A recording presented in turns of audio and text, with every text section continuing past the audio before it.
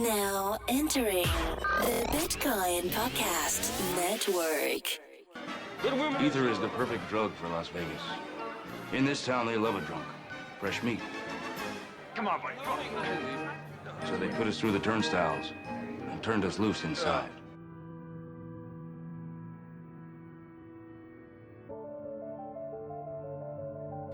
Welcome to another special episode of Dose of Ether. We're continuing our conference interview series where Bijan is at the Crypto Invest Summit interviewing some entrepreneurs. These entrepreneurs have interesting business approaches that take advantage of crypto's unique market potential. First up is CryptoFuse. It's a hardware device that allows for token transfers within areas with limited internet connectivity. So, if you can solve the double spend problem with hardware, how will that change the future of your business's use of crypto? Please.com not only has a great domain name, but also provides trip planning services in a peer-to-peer manner that allows you to pay in crypto for curated travel. And GuruMd allows for telemedicine in emergency situations and allows for the payment to be done in crypto. Listen up. Everyone, I'm here with Andrew and Luke from CryptoFuse, and they're going to share with us a little bit about what they're working on. So, Luke, tell me the 30-second high-level pitch about what you guys are doing. 30-second high-level pitch. Well, you got me on the spot there. We are talking about the world's first secure, internet-free data transfers, either for cryptocurrency, digital currency, or digital assets, or supply chain data. And who really needs this? So, if the idea is we can process a transaction with your cryptocurrency without needing the internet, who needs this? That's the best part. I mean, we're talking people that don't have any service or cell coverage at all. We're talking about people that want to transact entirely offline for security purposes. This is the widest application you can think of. We've got a use case for it. So people in rural areas, emerging markets, 100%. And you had mentioned earlier truckers. That's kind of an interesting use case. How would they use CryptoFuse? So, truck drivers themselves obviously can benefit from that experience, but I was talking about the gentleman that would unload the back, of this truck, and they've got these packages, and they're trying to put them inside of a warehouse, or they're, moving something from train to train as it's coming across India. Instead of signing for it on paper, they're doing it online, hoping that the connection goes smooth and fast. Well, this improves their experience significantly because they can scan offline, and they can transfer the data to the next guy offline. The guy or gal at the end of the chain, they can upload it with everyone's transactions previous to that, because it's using block mesh networking technology, not like a linear chain. Interesting. So we'll get into block mesh networking technology and how that works. I'd love to understand before that, as a user using this, so like I know for myself, I've tried to secure my cryptocurrency, and air-gapped computers is like the number one solution. So tell me how your service relates to my need to do an air-gapped process transaction and how it differs from that. Sure. So when you store your cryptocurrency, let's just use that one example of the things that we can do with CryptoFuse. When you're on that device, when you cool down to cold storage, can that cold storage transfer what you're holding there to another cold storage device? It cannot, because it doesn't work that way. It can only go straight down and straight up. Right. What we're using is a technology that allows, when it goes down from online to offline, you can imagine trading whatever you stored on that air gap to any other device that's just like that. And when you transfer yours to the other person, there's a transmittal receipt that shows you had it, you gave it to this other person, which acts as a handshake. So whenever you or the other device comes back online, it'll update your online ledger and the other person's online ledger, and that's where the online transaction takes place, but as a pre-authorized handshake that you guys did. Gotcha. So I need to be in the same location as the person I'm transacting it's peer-to-peer. with? Okay, so we sign a transaction. We both kind of agree that we have ownership of this private key. We somehow merge that share that relationship, and then we say, hey, we're going to transact with each other. We never touch the internet, and we both hold this proof that we've transacted. Just like cash. And then when one of us goes online, they submit that proof and the transactions are settled. And that's the best part, actually, because it doesn't need to be just you or your associate transacting.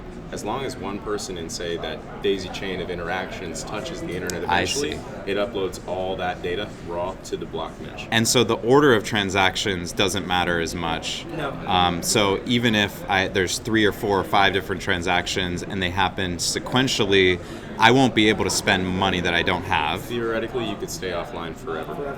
Okay, and I could spend all my money totally offline. And receive money offline too. And I could receive the money. Imagine mowing someone's lawn and you're getting paid, with cryptocurrency offline, but now your device is filling up. When you go to connect online again, you're uploading all those transactions at once. But what if you transacted with 100 people before you, and each one of those 100 people transacted with 2 or 3 other people? Now you're at 300-400 transactions, and right. You think you just got paid $20 to mow someone's lawn, and you're uploading it to your online account. But you may not know this. You're uploading everyone's transaction at that time. It's called asynchronous updating. Oh wow! And this is pretty innovative. Who else is doing something similar? Not a single company. And how the hell did you guys think that this was a problem that needed solving, and that you guys were the guys to do it? Personal experience. Yeah.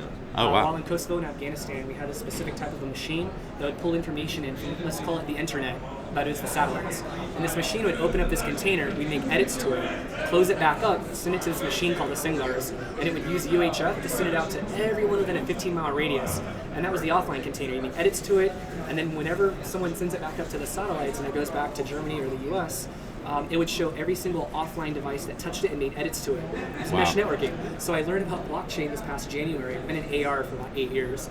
And this company came and said, hey, we want to collect Bitcoin, Ethereum, and AR like Pokemon and Pikachu. Let's partner up on this. I have a location-based AR agent at the time. But I meet these guys, and a few days later, I remember waking up, I'm like, how are they operating with just online only, though? Because why are we doing blockchain? But I was just so hypnotized by all this, right? It took me a few days to kind of come to. And I started to think to myself, what if we updated this with asynchronous updating instead of synchronous updating? Why not use like mesh networking technology? Right. That's where it started. And I met Gunnar at OSU. Our CTO. Yeah, our CTO. In fact, we have a fully functional MVP right now in the room over there. That's cool. I'll have to check it out. I think, well, number one, thank you guys for your service. Yeah. And number two, it makes sense, right? Like the Marines or the Army, like the military in the U.S. has a really strong need for security, right? And their computers are not always online or have access to the There's a internet. reason why So for that. the use case in blockchain actually seems to marry quite well. I guess the question mark that I have is around who is the early customer that's really going to have the burning need to use this product that you guys are targeting first? So we've already secured a $3.2 million deal, like Luke was saying, with Harvard Incubated Labs ExpertCoin. Wow. So we already have that first one that starts around January. But the customers that are going to have the most need, and from what I'm seeing, it's going to be customers of Square that are on the merchant side. They have a way right now to take your debit and credit card when it's in offline mode, and when that terminal has an online connection again, it'll shoot it to their account, and they just kind of hope that money's there on the other side. Wow. So what we can do is solve a problem. It's called packet loss, and we can make it so that instead of just having your Square kind of app to make your payments, what if there was preloaded Square Coin, and you go to the terminal doesn't have an online connection, but yet you still transact with it, and the merchant now knows they're taking authorized tokens, and when they or me come back online, it doesn't matter, one of us first, it automatically updates everything when anyone comes on. They know that they don't have to hope that money is on the other side whenever they reconcile at the end of the night or at the end of the week, whatever. That's huge. Like preloaded credits. No, that seems really cool. And I know personally I've had this problem at point of sale machines where it takes like forever. Yeah. They're on a dial-up. I can see the scraggly old dial-up connection. This fixes all of that. Wow, that's amazing. So I'm really looking forward to seeing how the integration goes with ExpertCoin and that pilot program, and a call to all those retailers out there who need point of sale devices that don't have minimal connections to the online world. I think what's cool about this is that it is building some of that infrastructure layer technology that we're really going to need when the next 100 million cryptocurrency users come in, right? But the problem that I see is that users would still have to use cryptocurrency where they're familiar with credit cards at a point of sale. Maybe they don't already have cryptocurrency. Now they have to try and convert their dollars to crypto and then use it. So how do you look at that Adam, problem? we have a solution for that as well. Wow. You don't have to use cryptocurrency with CryptoFuse. I promise this wasn't planned, folks. Okay, so tell me. Imagine checking $100 in with CryptoFuse, and we issue you $100 of, really for the technical folks out there, containers that represent the $100 that you checked in with us. And all the common person's going to know is that they gave $100 of CryptoFuse, and anytime they go to a store that says CryptoFuse terminal, they can. But if that machine is hooked up online, they know that they can continue to transact using this technology. And are you guys going to take the money from customers directly, like US dollars? Have you figured out a plan for that? Because I know, Stripe, they'll take your credit card, but then the customer might dispute it later, That'd be a great and now partner you've given for us, them. by the way, Stripe would be a wonderful partner to Right. have, because we could solve their packet loss issues as well. Right, and they're Square, I know, and they're very focused on the blockchain space. Have you talked to those guys, or do you think that they might be building something similar, given that Square already has their own point of sale Not system? yet, but we'd like to. Of course. Well, tell In us. the future, we'd like to talk with them. Yeah. What's the immediate next step? Is it the pilot program with the expert coin? Well, looking at the immediate next steps, we'd like to get some startup funding just to make this thing go. We're looking for pilot programs outside of the cryptocurrency space. What I mean when I say that this has wide-ranging use cases, any type of data that you want to transfer offline that you need verification for, we can do that. Cryptocurrency just happens to be a great foot forward. So we're looking for pilot programs in order to test identification services, 2FAs, all that jazz. And we're looking to make sure that we can tell the world that if you want to build the next version of the internet, this is where you start. Sounds great. Where can people find more about you? We're going to be on CryptoFuse.com, and we'll be at booth number 422. Cool. So if you're at the Crypto Invest Summit, come check out Andrew and Luke from CryptoFuse and come see their booth and check out their website at CryptoFuse.com. Thanks for joining us on the Dose of Ether podcast, and we look forward to seeing the amazing things you guys do next.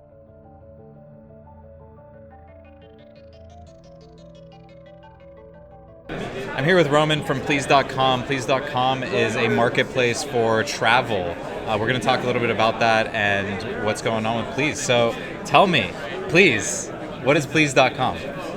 Hi, so Please.com is a marketplace where you can organize trips and then have other people book those trips. So Airbnb is a place I can go to organize trips and buy access, or I can go to Marriott.com. What's different about Please.com? So if you go to Airbnb or Marriott.com, you're gonna focus solely on the hotel, on the accommodation where you're staying. And Please.com is the whole experience, the whole trip. So if you want a trip which is romantic, for example, we focus on giving you a romantic trip. Wherever you stay, whether it's a hotel, an Airbnb, home sharing, whatever, wherever you eat, it's a romantic trip. So you're linking up the hotel inventory, Airbnb inventory, restaurant inventory. If I want to schedule a restaurant, if I want to do a boat trip on the Nile, it's all there. You just search for it, and you get a list of potential places that I can sign up for and go visit. So, you don't sign up for them. You just they are in choose the trip. it, you buy it. Yeah, they're in the trip, and on our platform you can just say book. And when you book, you pay with credit card, cryptocurrency. It doesn't really matter to us. Okay. And so, what's unique? What about this needs blockchain? So what needs blockchain is, of course, blockchain is an emerging industry. We want, of course, people who use blockchain want different things. What people want, I believe, are owning their data. Okay, it's a very important aspect of the blockchain. You own your data. So on Please.com, when you add your service, you can choose to own your data. So when you add your service, it's deployed as a smart contract and listed on our platform. So we're just the advertising channel for your service. Right. You don't need us to have people book your trip, book your service through a smart contract. Great. So as a person listing my home on Please.com to have people like a version of Airbnb, now I don't have to ask Airbnb to process the transaction and hold my listing and advertise for me. I can start this listing on my own. Do I need to be verified as a location on the platform to do this decentralized listing, or? Yeah, so we want to ensure, of course, safety of people who are traveling to your home. So we don't want any weirdo to host a home. That's good. That's good news. So we make sure, we know who you are, to be listed on our platform. And then, as a benefit to me listing this, are there fees? So when you list, so we have a hybrid approach. So on our platform, anybody can book a trip, can book your service. So let's say your mom could go there and she could book a trip with a credit card without even knowing what is blockchain, what is Ethereum, what is anything else. Wow. Okay, she just books it. If you are this decentralized service provider, what we do is we'll process the transaction on the blockchain on behalf of your mom. And do you take money from my mom in that case with credit card? Yes. And how do you make sure that you don't lose money when she disputes it because it's not my mom, it's actually somebody who stole my mom's card. And now this man in wherever is trying to get a free trip to my house. Yes. And it's not my mom. So what? So of course this lies into other problems, but we can't really solve that one. We are of course trying to do KYC on every of our customers. When they pay with cryptocurrencies, if they pay with credit card, they can still dispute it. I mean, we can't solve this issue. All we're trying to do is really making sure that it's a safe place to be.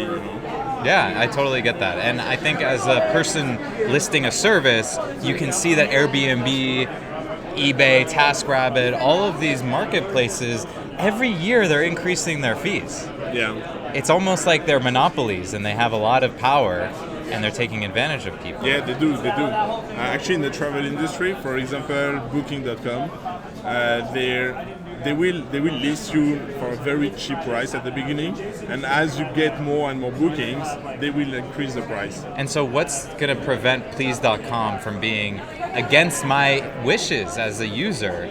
And because the problem is these companies make money off of their customers, and so sometimes the incentives don't align properly. So if you're not taking a huge commission fee, that means that we're maybe on the same page. You want me to sell more at whatever price I want, but how do you make money then?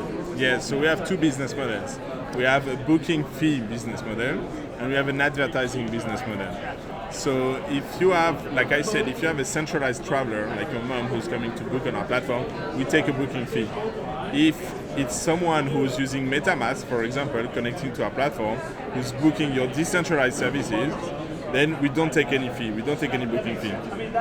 However, yourself, you may want to be put forward in our platform. You may want to sponsor some listings, so that's where we make money. Get more exposure. Exactly. I see. So as you wish. So you're solving the problem of onboarding by making it easy for my mother to buy decentralized or not decentralized services, like she would with Airbnb.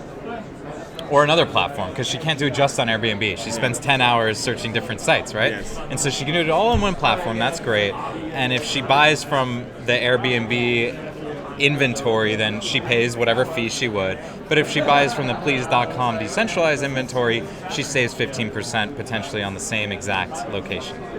Yeah, she will save if she's decentralized. If she uses the decentralized, but then she has to convert and get MetaMask and get all this stuff. Exactly. So it's unchanged for the typical non-crypto consumer, but the crypto consumer can get the benefits of this model. And as a business, you are better positioned to actually penetrate this industry because you have a catalog of listings that are on the traditional web already. Yeah, exactly. And so now when you have the problem of, I have crypto users who want to book flight to Italy for a romantic trip or France, but they want to use a decentralized service, but there's no listings. There's not enough listings. So you're trying to solve this chicken and egg problem by getting the old school listings on your platform while you're building up that inventory of new decentralized listings. The idea is to say, like, what is, when you're trying to travel, are you looking for a decentralized hotel in Paris? Are you looking for a romantic trip in Paris? You're looking for a romantic trip. As a supporter of decentralization, you wish this was a decentralized one. Right. So if it is, then great. But otherwise, it doesn't matter. You still want to take your trip. And in the long term, the value add is we are at Please.com. Your team is reducing the cost structure involved and the time it takes to source the perfect trip for you. That's right. That's awesome. Where can people find you? Please.com. That's an amazing website. You're never going to forget it, right? Please.com. It's so easy, right? Easy to remember. So when I'm booking a travel trip on Please.com, am I pleasing it? Or is it pleasing me? What am I? Oh. It's pleasing you. Love it. Thanks, Roman. No Appreciate problem. the time. Thank you.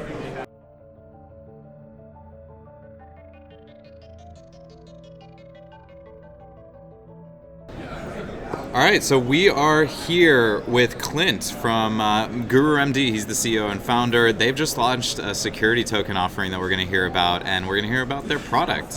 They're looking for investors. It's a really cool thing that they're doing in a space that desperately needs it. So let's hear more. Clint, tell us about what you're working on.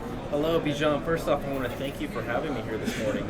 Yes, I'm Clint Osborne, founder of GuruMd, and we're a true startup bootstrap out of Austin, Texas, the Silicon Hills, right? So, not yet Silicon Valley, but we're trying. We're good. Well, you'll get there. So yes, I'm a practicing physician. I practice emergency medicine, and I see firsthand the abuse in the ER, the overutilization, and just wasteful spending. And that's a big concern of Americans today, is the overspending in healthcare and how to get a handle on it. So a lot of people think we should just, pay for everyone's healthcare, make it single payer, and be done with it.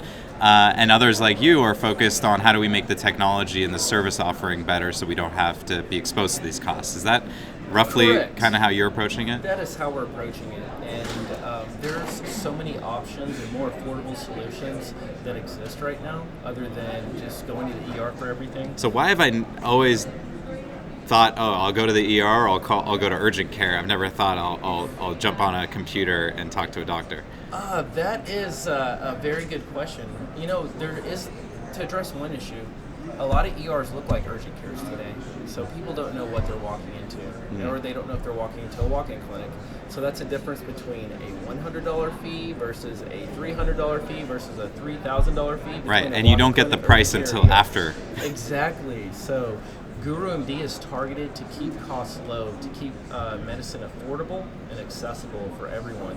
And we also have a cause. We feel like, affordability and accessibility should be an option, like I said, for everybody. So we even give back a certain percent of our proceeds go towards patients that can't afford medical visits. Wow. So let's hear how it works. Okay. So quickly, you can just download our app, GuruMd app.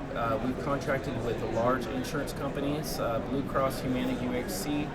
And we're really targeting large companies and healthcare networks. For people that don't know what healthcare networks are, they're designed how insurance companies were intended to be. So each client of a healthcare network is typically responsible for the first $300 to $500 of any medical bill.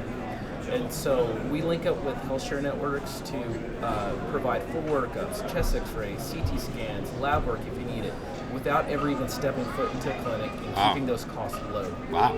So patients save, healthcare networks save, and this same format can also be implemented in large companies. And so so with my existing insurance, I can use GuruMd. Is it considered out of network?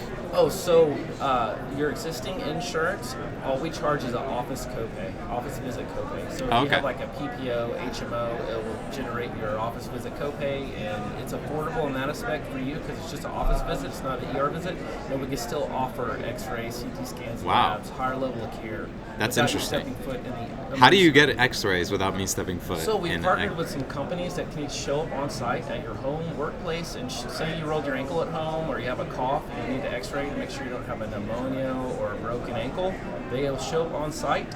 X-rays are now the size of a suitcase, and they can shoot an x-ray. That's amazing. And we have the read in 1 hour. And what is the blockchain component here? So the blockchain component is very interesting right now. So, we're a true startup, and so we see the hurdles that small startups face when raising capital. Small startups have been suppressed over years as far as just having a platform that really makes them equivalent to these large corporations that are raising funds. So tokenized securities level the playing field. It allows GuruMd to get access to funds that otherwise would not have access to. And so you guys have recently done your security token offering? Correct. StartEngine.com/GuruMd. It launched about 4 days ago, and we're really excited. Congratulations. Thank you. And so retail investors can participate? Like if I'm not accredited? And non-accredited. And how do non-accredited investors participate? If you have a credit card or a checking account, you can invest. It's almost as easy as creating an email account. Wow. And how is it that easy? I mean, I've never been able to do this before, and now I can. New laws have progressed through Congress, through our legislation, just promoting this new movement of people realizing. I feel like the younger generation has become wise to all the suppression not being able to invest in things, being targeted for excessive student loans. It's just this whole movement. The younger generation, because of technology, is more informed. Therefore, it's putting pressure on our, on legislation. And where are you operating now? We're we're serving patients through the entire state of Texas and New Mexico. So it's over 30 million patients that we have the capability to serve. Wow. And how does the launch or release plan for different markets look? Like, why can't, if it's all virtual, why can't I in Los Angeles contact a Texas healthcare provider? That's why we're seeking funds. Good question. Because we have to get providers that are licensed in California to see California patients. Oh, interesting. Patients in California. Versus if we wanted to see patients in New York, they would need a New York license. And I can see, how long does it take for me to get matched to a provider if I'm in Texas? There's something called NPS scores I will not get into. Essentially, it means how happy is the patient after they see the doc. Our whole platform is designed to keep patients happy, to keep these NPS scores high. So we have a true on-demand service. It's as easy as creating an email account, right? You just enter your name, basic data, click start visit, and then it's kind of like an Uber for doctors. And then it searches through the database what doctor's available, and then you're and the product's already live on the App Store. It's already live. Android and Apple. And Apple. Yeah. We already have reviews on the Android, Apple. And it's fully functional. Fully functional. That's so cool. Check out our Facebook. All of our reviews are 5-star. We don't even have a 4-star review. And how much funding have you received so far, if you don't mind me asking? I have bootstrapped over $1 million of my own personal finances. Wow. From good old days of. You don't seem nearly as stressed as you should be. I should. Hey, what can I say? But you're a doctor after all. I gotta stay happy. There's nobody that has gone through more pain than the doctors themselves, who are struggling for 10 years to get their licensure so that they can help other people and sacrifice more so they can help. So I'm really stoked about what you guys are working on at GuruMd. I really hope to try it, actually. I think I'd love to hear, just as a final point, how do I know what the pricing is going to look like before I work with the doctor? What is great, we have a patent on that as well. Okay, so we're able to generate your copay, and you can agree to the copay before you even see a doctor. So it's transparent pricing. If you don't want to use your insurance, then we charge a flat $99 fee, but we also have tons of promo codes. It's very affordable. Most affordable, effective solution out there to get high-level care.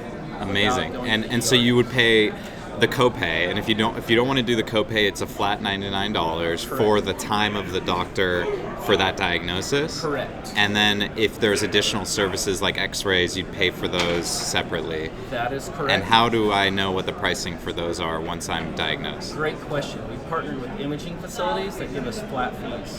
Wow. So that's incredible. I just had this problem trying to help somebody go get a doctor. Couldn't find out. Do I go to urgent care? How much is it going to cost me? Does what goes towards the deductible? What doesn't? These companies make it really hard to get treatment. Correct. We've gone through the hair pulling to become transparent for you guys. It is a very grueling, difficult process, but we want to keep things simple. That's our whole mentality, the KISS method. Keep it simple, keep things transparent. That's why we have 5-star reviews, and we partnered with labs, imaging facilities to get these transparent prices. And we also offer mega discounts on prescriptions, saving 60 to 70% most of the time on regular prescriptions. It's amazing. I'm floored. I appreciate it. That's not just blowing hot air. I'm actually really interested. Here's what I want to know. Why you, Clint? Why are you doing this? I'm doing this because I see first-handedly in the emergency room the abuse that goes on and the wasteful spending, and I see my insurance premiums skyrocket year after year to where people are paying thousands of dollars a month for a product for their insurance, and their premiums are still, to talk in layman's terms, there's wasteful spending, and I want to do something about it. I want to keep costs low. Medicine's getting out of control. GuruMd is here to tackle that. All right, let's check out GuruMd on the App Store, and their website is GuruMd.net. And check out startengine.com /GuruMd. Their shares are available now for 19 cents? 18 cents a share. They're affordable and high. All right, thanks, Clint, for joining us.